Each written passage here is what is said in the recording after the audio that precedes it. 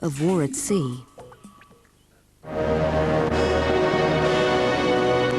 Royal Navy made the greatest contribution to Britain's survival at the time of the Second World War. The human cost was enormous. I saw the bomb. It came through as a silver streak about 6 feet in front of me, and I knew it was mine. Over 200 ships were lost in the Mediterranean alone. Somebody shouted out, "Christ, look at the bar of them."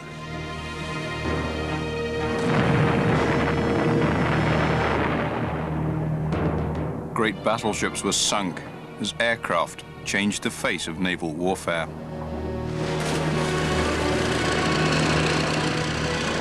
There was the most god-awful thump in the aircraft, and the stick control column flew out of my hand.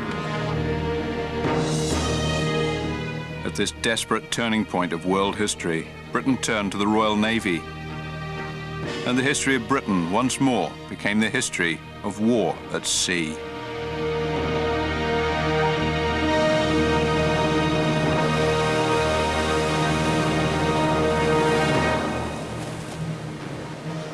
HMS Invincible is an aircraft carrier, one of the Royal Navy's biggest ships. Today, her crew is training for war. Look out, the ship's stern at 5 miles! They must prove they can protect the ship from air attack, fire, and flooding. Below!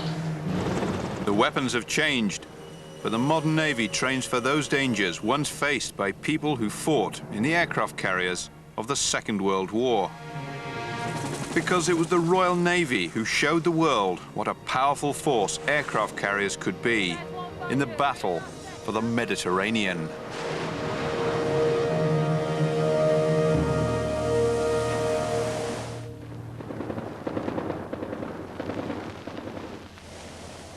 In May 1940, the French government surrendered to Germany, and the Navy evacuated the British Army from Dunkirk.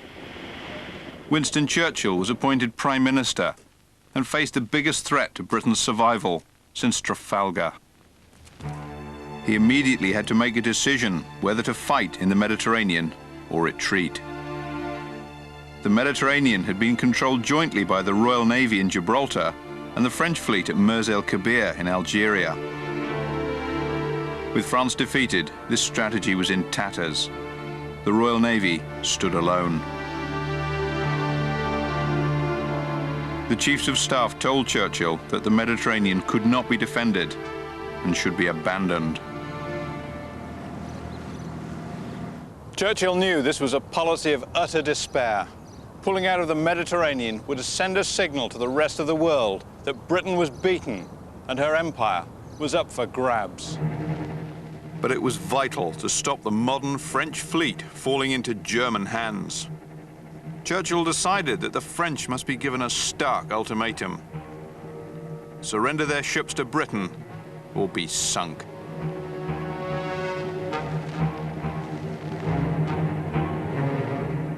He gave Admiral Sir James Somerville at Gibraltar the task of delivering the ultimatum.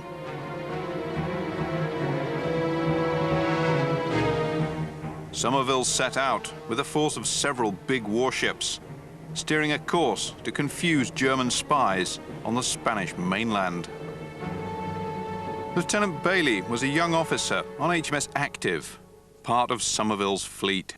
We went out of Gibraltar, very clever stuff. We turned out into the Atlantic to fool the Germans sitting in the hotel at wherever it was, they watched us, and turned around without further signal. Somerville hated the task he'd been given.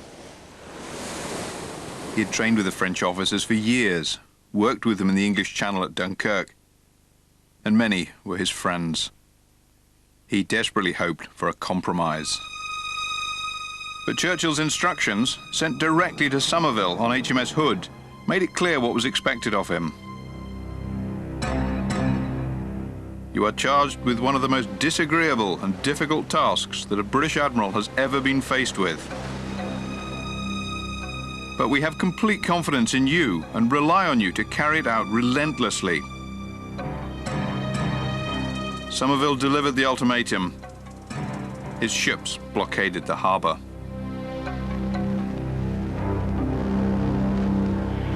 So we go up and down half a mile off the entrance.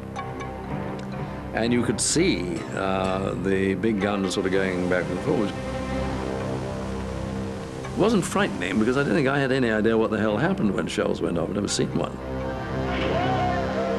On July 3rd, Somerville saw, to his horror, that the French fleet was preparing to sail.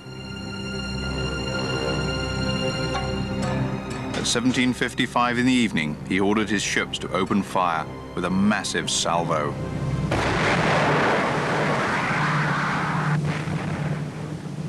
I don't think anybody had told us that this was about to happen.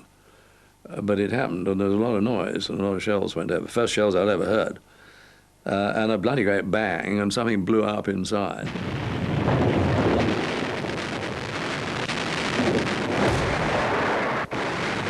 The second salvo hit the battleship Bretagne, which exploded, enveloping the harbour in smoke and flames. The barrage of 15-inch shells from the fleet, just 7 miles offshore, caused carnage.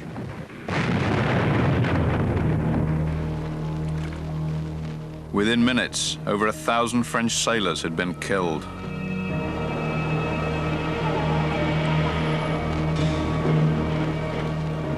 The first major action in the Mediterranean by the Royal Navy was directed not against Germany or Italy, but the ships of France, a former ally.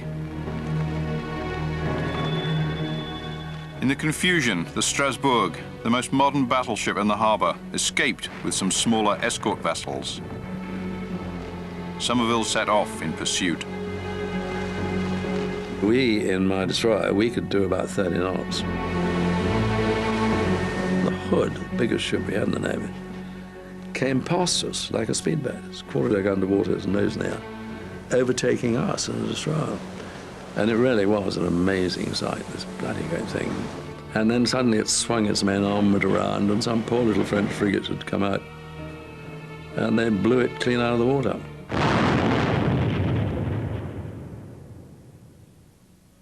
Somerville felt total anguish about the whole affair. He wrote to his wife saying, "I'm bound to be for the high jump about the escape of the Strasbourg, but I don't care. It's a miserable business." There was widespread revulsion at this ruthless action, but Churchill was unrepentant. He addressed a hostile parliament saying, "As to the judgment of this action, I leave it to the nation, and I leave it to the United States. I leave it to the world and to history." Churchill knew that Britain could not win the war alone. He needed America to declare war against Germany. By sinking the French fleet, he had proved that Britain wasn't beaten and was worth backing. He had started the war in the Mediterranean. The Navy would have to continue it. It's impossible to exaggerate the importance of the Mediterranean. If the Navy had failed here, Britain would, quite simply, have lost the war. There would have been no victory in North Africa, no invasions of Italy and France, and above all, no American involvement in the war against Hitler. The terrible losses at the Battle of Jutland in the First World War had cast doubts on the invincibility of the Navy and its warships. But it was still the largest fleet in the world and a source of pride for the country and those who served in it. All the brasswork gleamed and the decks were pure white, and it was a very, very clean and tidy ship, you know. You felt proud to be a member of the crew. We were the Navy. We were the senior service. And we were going to keep it that way. One was proud to be in the Navy, and when you saw the fleet, I mean, this was a sight that you'd never forget. For many, battleships like HMS Hood, the biggest ship in the fleet, epitomised the strength and power of the Royal Navy. Able seaman Prow served on the battleship Warsplte. The generator's purring away, that she just purred power, and she gave you a feeling that I'm the boss, and you wanted to be part of that. But the British Navy had pioneered an entirely new type of ship, the aircraft carrier. In the First World War, they had been quick to realise the value of aircraft, to search for enemy ships, and had even experimented with launching torpedoes. Existing ships were converted to carry aircraft, but were still seen as inferior to the big battleships.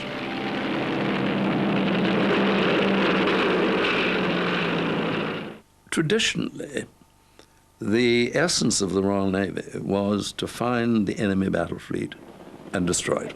And to do that, you needed gunnery. And so the gunnery branch became paramount. And it wasn't bloody-mindedness or anything. It is that, honestly, the gunnery world thought that the aeroplane was a waste of money. Despite this, the Admiralty believed that aircraft were here to stay, and they commissioned a revolutionary new ship.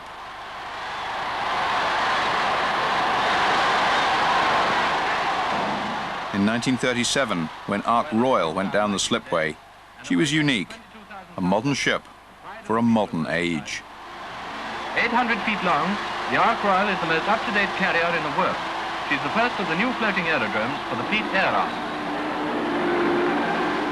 The Ark Royal was the world's first true aircraft carrier and the model for all those that followed. Britain knew she needed aircraft carriers to control the world's oceans, but the Royal Navy was still unsure exactly how to use them. The decision to build her was far-sighted. The German and Italian navies put all their effort into battleships.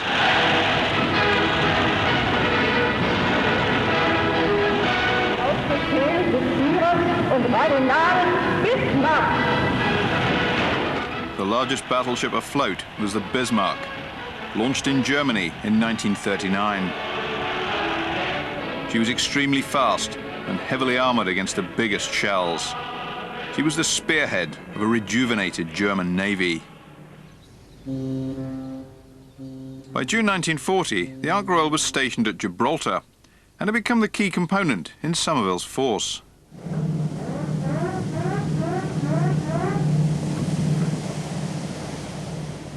The Ark Royal was already a famous ship.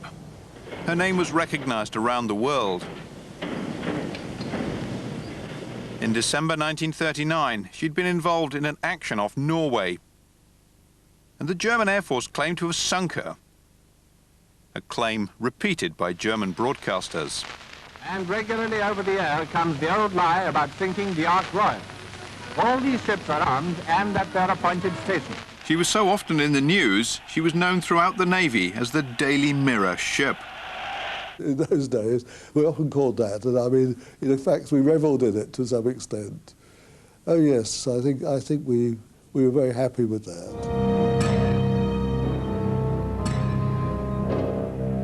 As well as Gibraltar, at the western end of the Mediterranean, Britain had a huge base at Alexandria in the east, which controlled the Suez Canal and gave access to vital Middle East oil fields. Between lay 2,000 miles of hostile sea, most of it in range of Italian air bases and the powerful Italian Navy.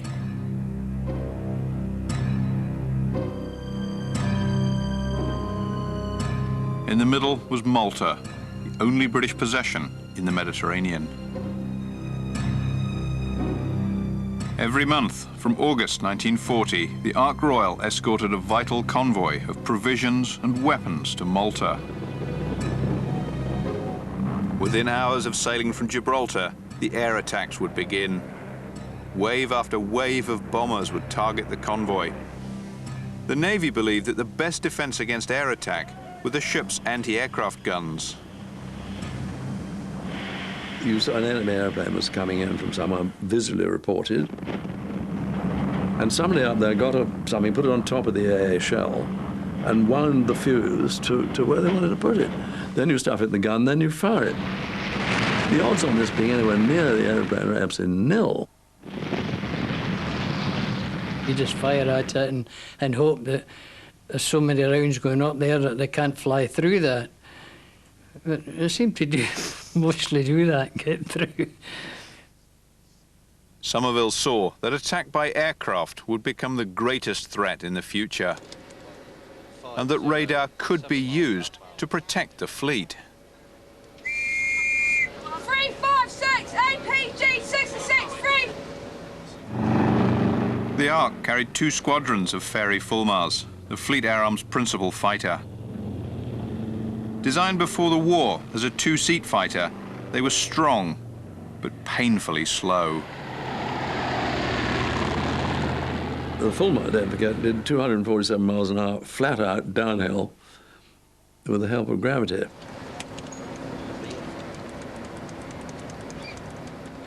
Ark Royal had no radar, but other ships in the fleet did.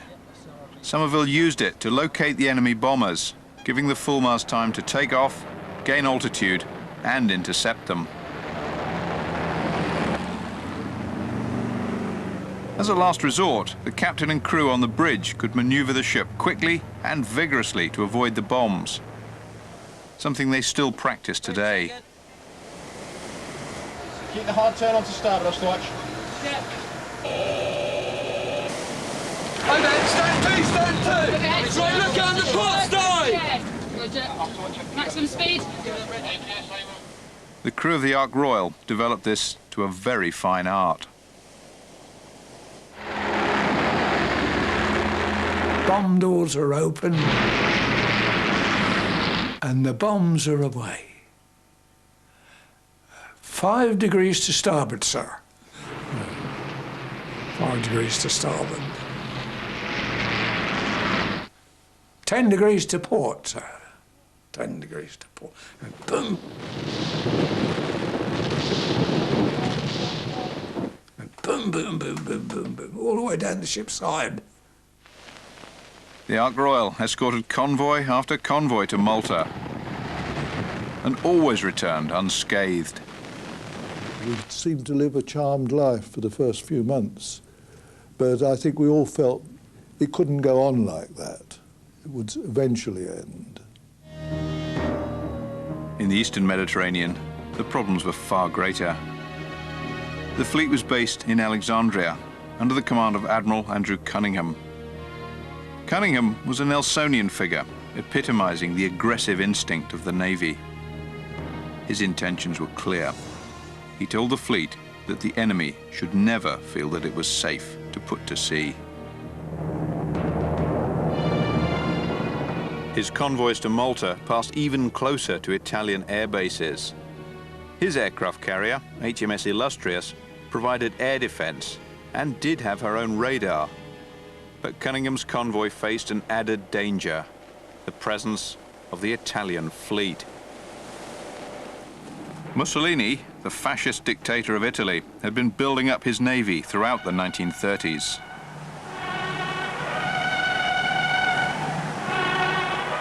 He dreamed of expanding the Italian Empire in North Africa and called the Mediterranean Mare Nostrum, our sea.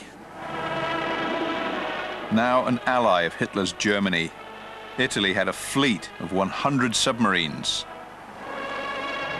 large numbers of destroyers and torpedo boats, and several fast, modern battleships.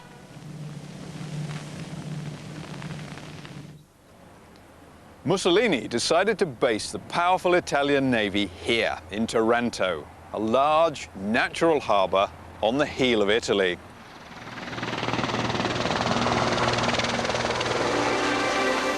Taranto remains a major base for the Italian Navy today.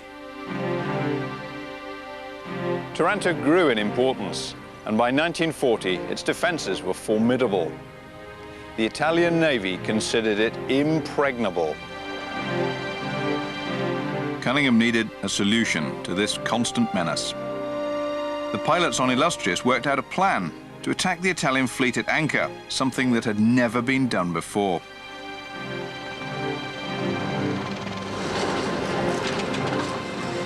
But all they had were just 21 Swordfish aircraft, the main torpedo bomber of the fleet air arm. The Swordfish looked like a hangover from another era. Its appearance was markedly different from the all-metal aeroplanes of the modern Air Force.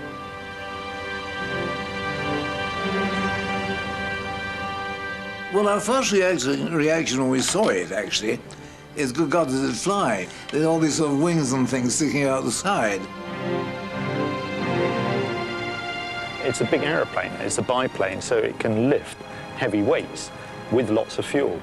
And that's what it was designed to do. It was designed to lift a big torpedo, take it a long way, drop it, and come back again.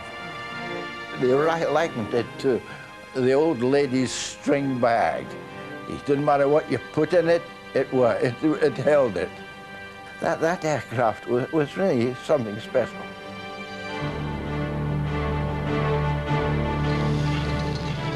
A successful torpedo attack required the pilot to fly slowly and steadily, directly at the ship, even if he was being fired at.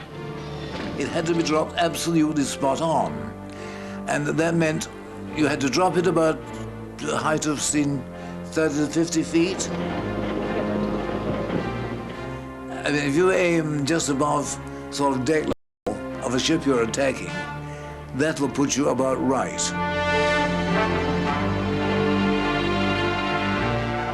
Taranto was ringed with barrage balloons and anti-aircraft guns.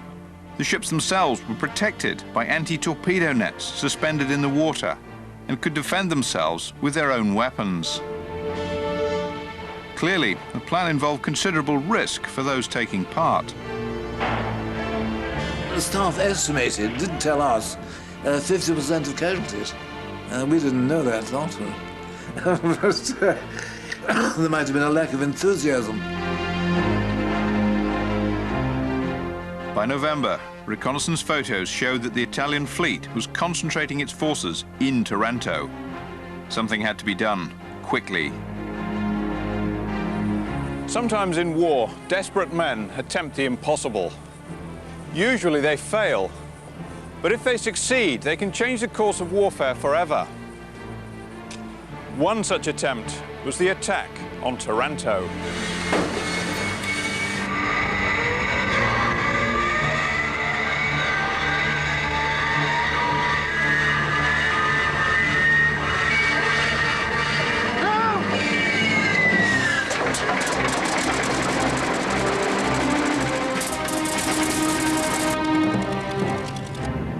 The attack was to be in 2 waves, and at 9 o'clock on the evening of November the 11th, the first aircraft took off.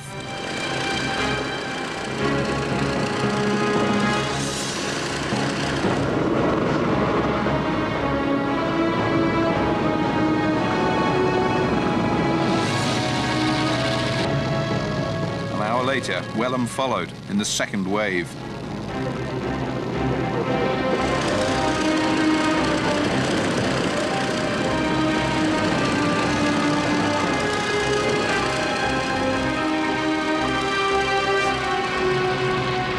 Illustrious had steamed as close as she dared to the Italian coast.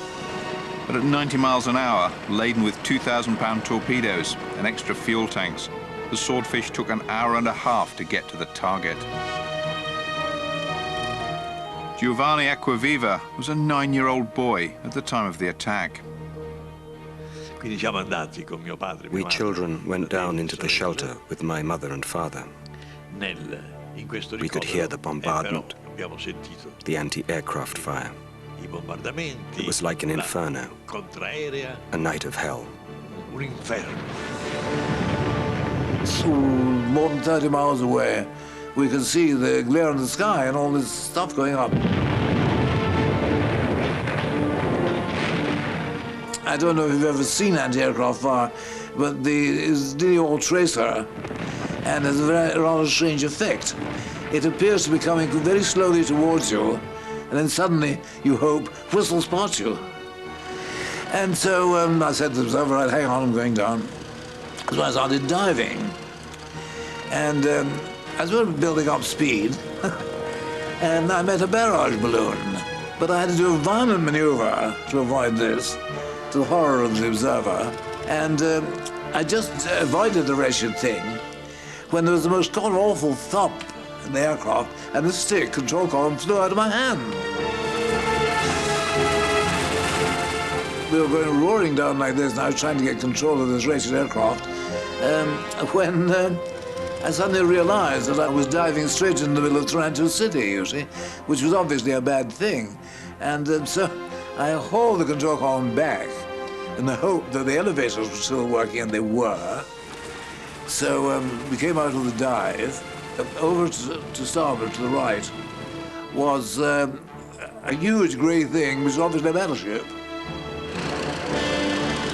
So I did a very steep turn right towards this thing, juggled the thing around the aircraft so that I was pointing at the ship.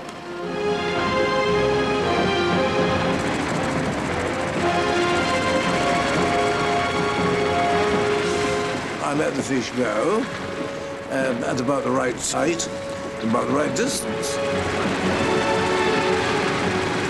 And immediately shot up into the air. By which time I was in a steep turn to starboard, so the port wing was sticking upwards, and there was another terrific thump, and something had obviously hit the port wing. Well, there wasn't anything, it was still flying, strangely enough. So I thought, well, I better find out I've still got an observer. So I said, "Oh, Pat, you all right, you see?" And there was a lot of deep breathing, the sort of noise is rather like an indecent telephone call, you know. And he said, "Yes, physically."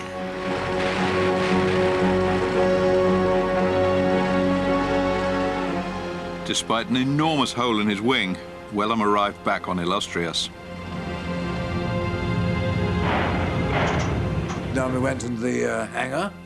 To my amazement, the hangar was full of swordfish. And I thought we must have been one of the very few who'd come back.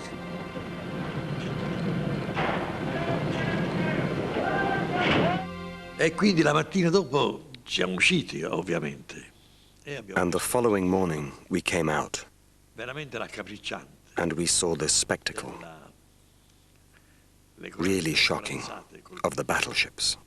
Una, se ricordo bene, la Littorio, The Littorio, in maniera sunk, piuttosto pesante. Le altre, the others with their damaged hulls. fiancata rovinata. 3 battleships had been sunk. The Cavour, the Duilio, and the pride of the Italian fleet, the Littorio. Incredibly, only 2 swordfish had been shot down. This attack marked a milestone in naval history. 10 ships had been sunk or badly damaged. 3 battleships rested on the bottom of the harbour. The very next day, the remnants of the Italian fleet retreated 400 kilometres north to Naples. Just 21 aircraft had secured Britain's command of the Mediterranean.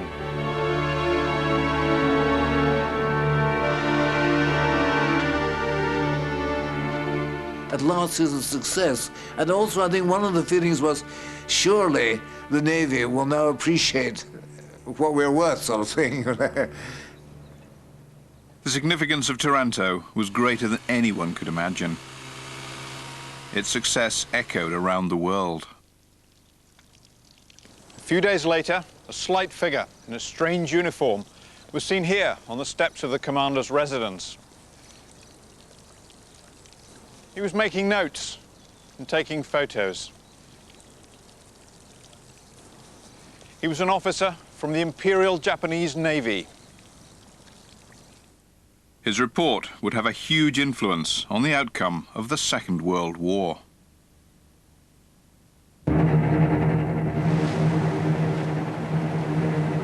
But another, bigger naval threat was to emerge on the horizon, this time in the Atlantic.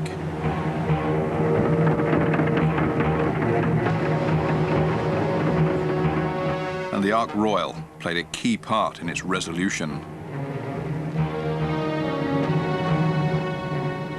On April 21st, the Admiralty received news that 2 large German warships were steaming into the Atlantic.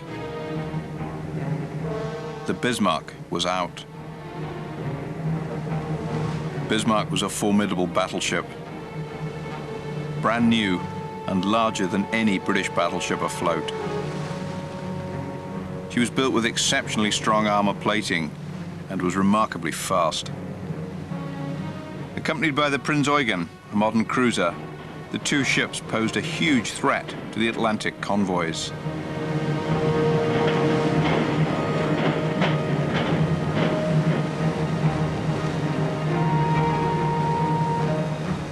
Churchill seized on this threat as a priceless opportunity to involve the United States in the war against Hitler.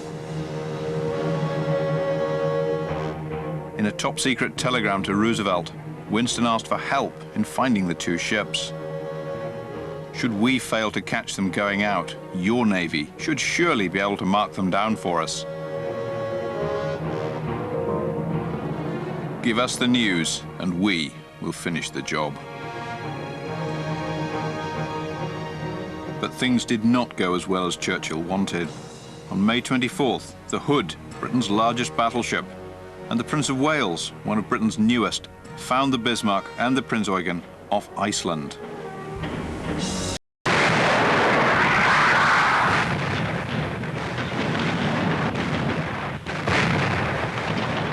After a short exchange of salvos from their massive guns, the Hood, the pride of the British Navy, exploded, taking 1,400 sailors to their grave. Horror. A tremendous blow, and it couldn't be believed. The Hood has always been unsinkable, safe as the Bank of England. That was the phrase that was used so often, you lucky so-and-sos. It really couldn't be believed. The sinking of Hood was a catastrophe. Now Bismarck threatened the convoy routes that linked Britain with America and the war in the Mediterranean. Churchill knew that Britain's image as the supreme maritime power had to be avenged. Bismarck must be sunk. Every available ship was ordered to search for the Bismarck. Even the Ark was diverted from the Mediterranean War into the Atlantic.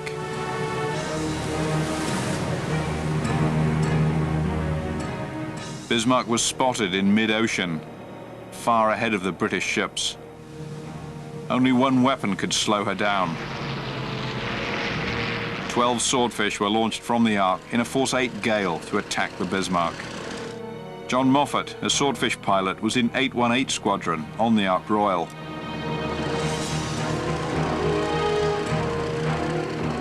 He broke through the clouds to discover he was almost above the giant battleship. First thing I thought, so that's bigger than the carrier. You know, it's unbelievable the size of it. It was like hail coming at you. You know, that's all these traces, that just like as if you were flying into hail. My observer at the back, you know, I happened to look, and there he was, hanging over the side of the swordfish, outside, hanging over the side, and he was saying, "Not yet, not yet." You know, I thought, good Lord! I thought I'll be right at it before, you know, and then all of a sudden he said, "Okay, let her go." And he said, "Good lad," he said, "we've got a runner." The Bismarck was completely disabled by the torpedo attack. Her rudder damaged, unable to steer, she was helpless. The battleships of the Royal Navy quickly closed on her and reduced her to a burning hulk.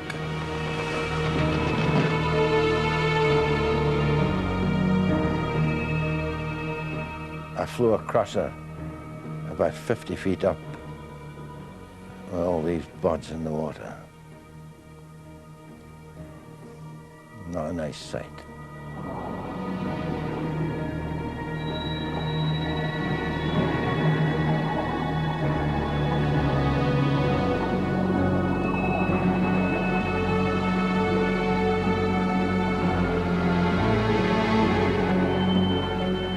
Bismarck had sunk just 7 days after entering the North Atlantic. The biggest and most up-to-date battleship afloat had been crippled by canvas-covered biplanes. Aircraft had delivered another victory for the Royal Navy.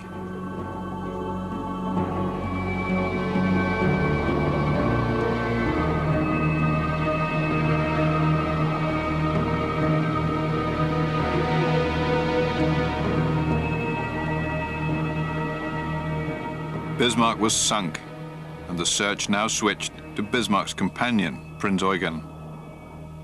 Once again, Churchill saw the opportunity to bring the Americans into the war. He sent a memo to the Admiralty, which revealed how desperate he was for American involvement. It is most desirable that the United States Navy should play a part in this. It would be far better, for instance, that she should be located by a United States ship, as this might tempt her to fire upon that ship. Churchill believed it was inevitable that America would enter the war. The biggest question for him was whether she would do so before Britain was on her knees. This question was of vital importance. The war in the Mediterranean was going disastrously. Hitler came to the aid of his ally, Mussolini, and units of Rommel's Afrika Korps landed in North Africa. The strategic importance of Malta, Britain's beleaguered possession in the Mediterranean, was now paramount. Malta, at the very heart of the Mediterranean, was the key to victory in North Africa. It was an unsinkable aircraft carrier and a knife against the throat of Hitler's Afrika Korps. British bombers and submarines based in Malta could attack all of the convoys ferrying supplies to Rommel from Italy.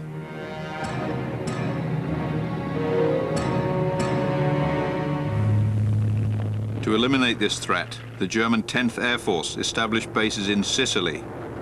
They had to subdue Malta and defeat the Royal Navy.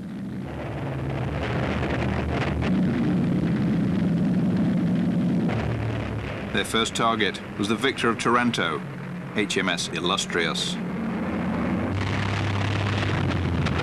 All positions PDC, weapons free, our aircraft bearing 150, green 80. Air threat warnings now red! Chart. That's it, warning red, on anti-flash. The British had proved how vulnerable ships were to air attack. Now Illustrious was to be on the receiving end. Tracking south fast. I think there were 75 Junkers attacked that day, and the sky was just black, but we knew who their target was.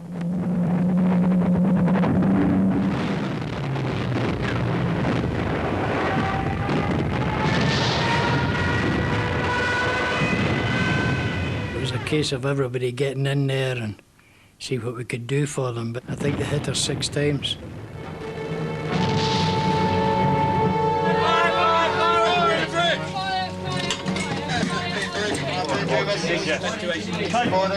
I need these boundaries now. Adjacent compartments. Casualty 5 Juliet, passageway. And they had one bomb came straight down the lift well, which had an aircraft on it. It blew up, burst into flames, flames everywhere.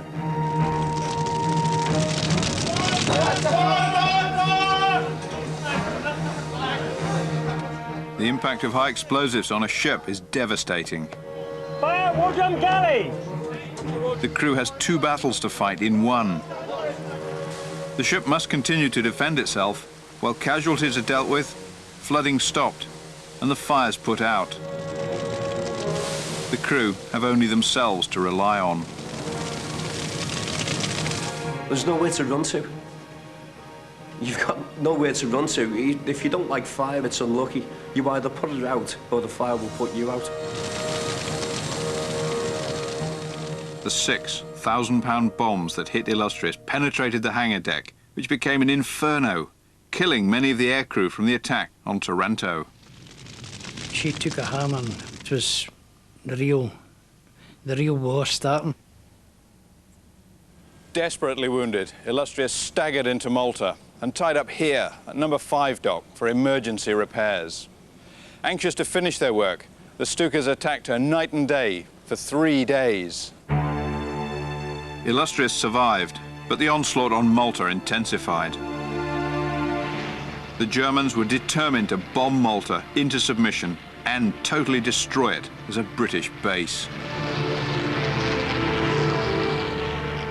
Charles Thake was a 14-year-old schoolboy. The idea was to kill as many of the civilian population as possible.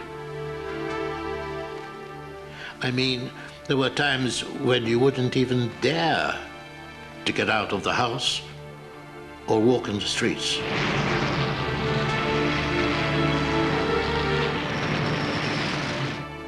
I was machine gunned. Well, I will say machine gun because they did fire at us right down the road here.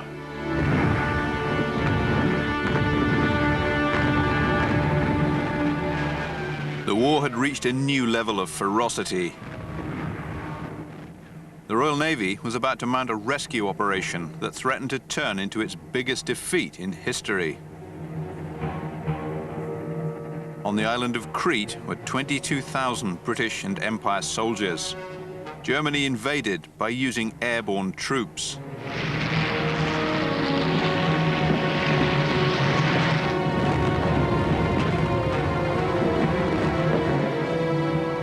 The Navy was called on to evacuate the British troops from the island. But without Illustrious, Cunningham had no aircraft with which to defend his ships. Cunningham evacuated 5,000 troops in just 3 days, but at a cost of 13 ships lost or damaged. We were now against the elite. It was an air force, the German air force. The poor little destroyers and cruisers got hammered. Cunningham came under extreme pressure to call a halt to the rescue mission. The chiefs of staff in Alexandria feared that the Navy in the Mediterranean was going to be wiped out. But there were still 17,000 troops left on the island. The Navy was losing ships hand over fist. The losses were so great that even the generals told Cunningham he had done enough. But Cunningham ignored them, summing up his attitude and the Navy's determination with the immortal phrase, "It takes 3 years to build a ship. It takes 300 years to build a tradition. We're going back."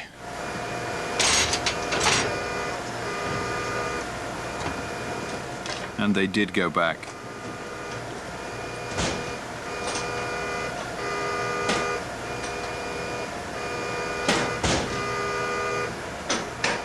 Charlie Prow was on Warsplte as the bombers struck again.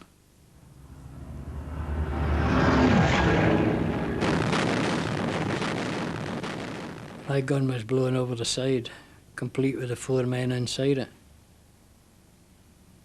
I saw the bomb as a silver streak about 6 feet in front of me, and I knew it was mine. And I turned, I believed, and shouted something, and landed about 30-odd feet away. When I turned round, there was nothing but a big hole, and the gun had gone. That wasn't nice. There was 37 of my shipmates went the way of all flesh then. I think 52 was a total injured and killed. Geoffrey Isles on Warspite had experienced a bomb attack once before and knew what to expect. Boom, boom. I thought, hello. I smell steel, burning flesh. I stood up. We've been hit. He came out of his office. He said, "Sit down, Isles," he said. "Don't cause a panic." It takes a split second before you realise it's not an exercise. And then there's a numbing feeling and people just switch to automatic.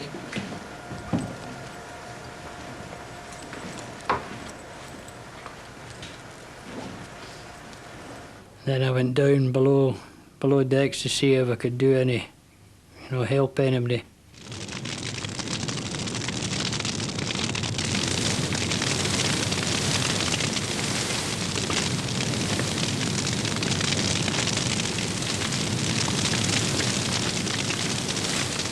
was enveloped in smoke and debris and the screams of the bodies, etc.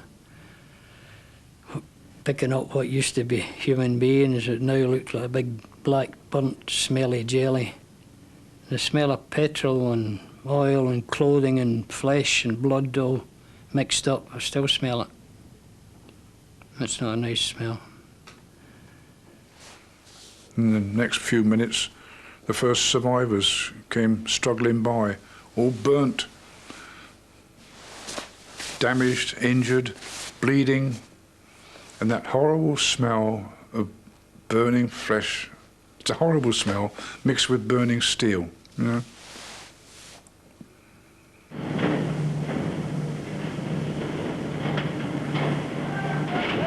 Another 17,000 troops were saved, but at an extreme cost to the Navy.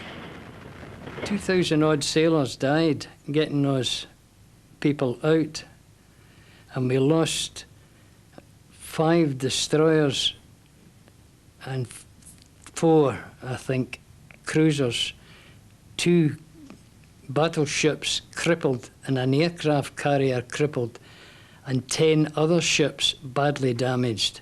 That was the Navy's price that we paid for Crete. Hitler, in a desperate effort to tighten the noose, overrode his admirals and diverted 10 U-boats from the war in the Atlantic into the Mediterranean.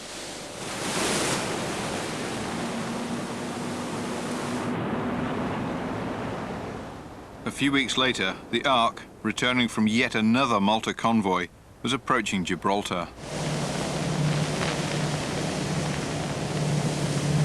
I just got myself a cup of tea and some bread and butter and jam and sat down, and all of a sudden there was an almighty bang. There was a loud crash and all the lights went out. She went over very quickly, over to about 18 degrees, which is a rather frightening angle. She had been hit by just 1 torpedo out of 3 fired by U-81. It was at the back of one's mind that she would sink. If she went over quickly, like I think Courageous did, one wouldn't stand much chance. Captain ordered abandon ship very quickly. The crew lowered ropes and dropped onto the deck of the destroyer, HMS Legion. But Lieutenant Bailey and Percy Jick, a veteran of the Bismarck attack, had other ideas. And Percy said, I think when a ship's sinking, you should lower a boat. I'd gone down to the wardroom, got a couple of Burberrys, a couple of caps, a couple of bottles of wine from the ready-use wine store in case we needed it. This is absurd. This is an afternoon, flat, calm, sun shining. Put it all in the boat and we lower it. And there we're sitting whilst astern of us destroyers are taking people off. And the commander came up, miles up on the flight, and said, what are you doing down there? Percy said, we lowered a boat. So he said, don't be so dumb, stupid. Come inboard.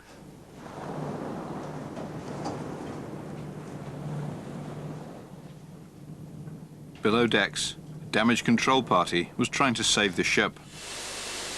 But the torpedo had hit in the engine room. The boilers had shut down. Without electricity, there was no power to pump water, provide lights, or run the communication system.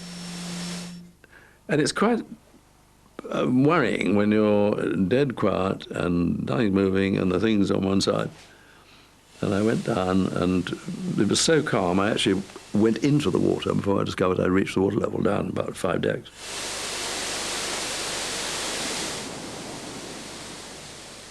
The effort to save the ship went on for 14 hours. Fascinating conversations throughout the night with the gunnery officer. And we're going further and further over. Now, you mustn't get alarmed, he said, because I know the toppling angle of this ship, which is 36 degrees. At 36 degrees, it'll turn over. But he said, aircraft carriers are very deceptive because they're very tall ships. So don't worry, because we can't have got to 36 degrees. Well, he says there's quite a lot during the night. We're eventually sitting on the ship's side because that's leveler than the deck. And he's still saying it's very deceptive. And I said, well, I don't know. I mean, if we're on this side because it's shallower than that side, we must be over 45 degrees. No. And when we were over about 85 degrees is when we actually finally walked off. He was still saying very deceptive. But that's the gunnery world for you. But the Ark was doomed. As dawn broke, she sank slowly beneath the waves. The Ark Royal, the most famous ship in the Royal Navy, lay over 1,000 meters below the sea for over 60 years. The Hood and the Bismarck had been discovered. Was it possible to find the wreck of the Ark Royal, one of the most successful ships of the Second World War? Most secret. Rick Davey of C&C Technologies, a survey company, was asked to advise on the search for the Ark Royal. But how reliable were the old wartime records?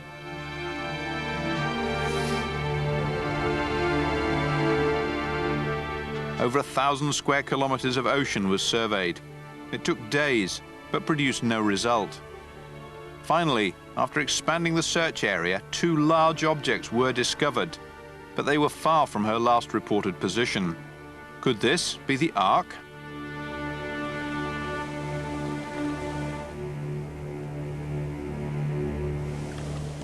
Using an advanced underwater robot, sonar images finally revealed a huge trail of debris. There's evidence of some decking, possibly part of the stern of the vessel here. And as we move further on down, a lot more wreckage. Then the sonar revealed what could only be one of Ark Royal's Swordfish aircraft.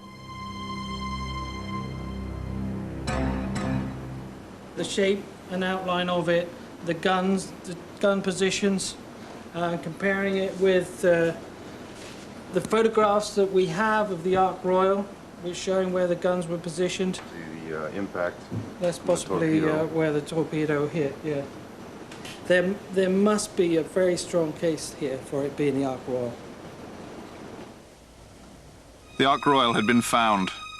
Yet in 1941 alone, the Navy lost 61 ships, from minesweepers to giant aircraft carriers.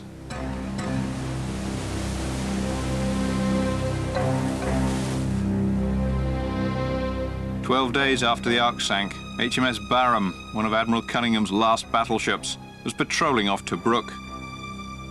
Tom Hunt was on the Valiant. Well, we were running parallel with Barham, and she was slightly on our starboard side ahead of us. And we suddenly heard 4 cracks. And somebody shouted out, "Christ, look at the Barham!" And I can see her going right over now with the crew scrambling over her side. And then bang!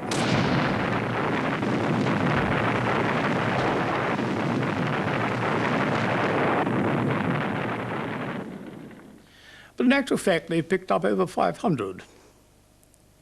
I think the loss of the whole ship was over 800. But the whole thing was over within 4 minutes.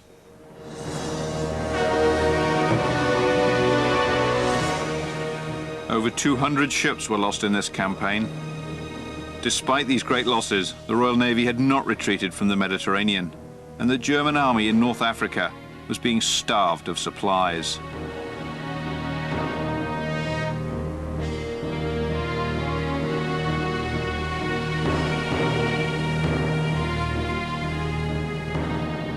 Churchill had started the war in the Mediterranean in the belief that aggressive and determined action would persuade the American government to support Britain in its war with Germany. Churchill's desire for an alliance with America was to be fulfilled, but not in the way that he had intended. When John Wellham and his co-pilots took off from the deck of Illustrious to attack the Italian fleet in Taranto, they never imagined that it would be the turning point of the war.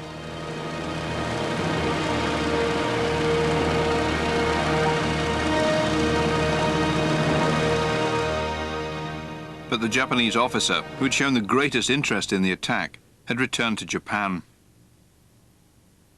Lieutenant Genda had compiled a lengthy report and become the Chief of Staff to Admiral Yamamoto, commander of the Imperial Fleet.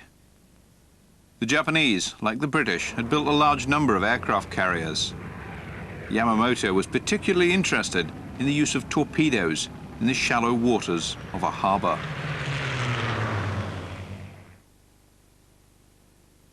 The Japanese, for a number of years, had been trying to find out a way in which they could do something about Pearl Harbor, which was obviously the whole base of the defense of the Pacific, the good gentlemen.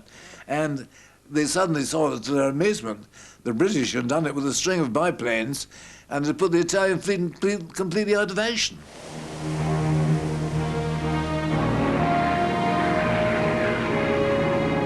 On December 12, 1941, Yamamoto launched a surprise attack on the American fleet at anchor in Pearl Harbor in Hawaii.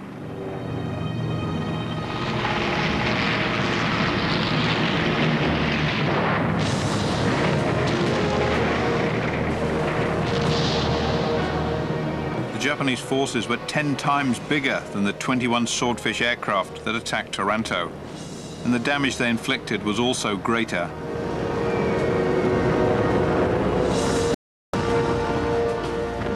America had been thrust into the war.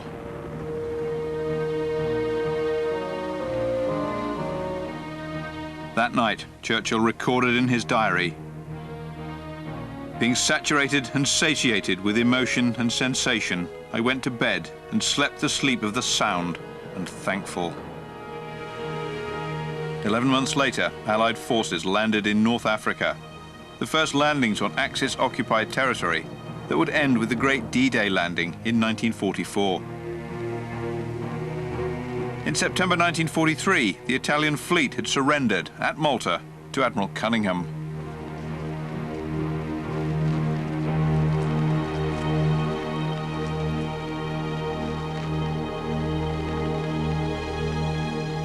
In just 18 months, the Royal Navy had transformed the situation in the Mediterranean. They had defeated the French and Italian navies and survived the onslaught of the German Air Force. They had carried Britain to the brink of victory. The Royal Navy's contribution to the defeat of Hitler was incalculable, its finest achievement since Trafalgar. Next week, the Navy trains for a Cold War and fights a hot one. The first ship went in, it didn't go bang. Second ship went in, it didn't go bang either. So I was fairly sure we hadn't got mines. Once more, people stared death in the face. So I went down, stood on my head, and leaning over the bomb, picked away at the fuse, got all the asbestos out, and then went, ah, yes, it is armed. The story of war at sea continues in the Falklands.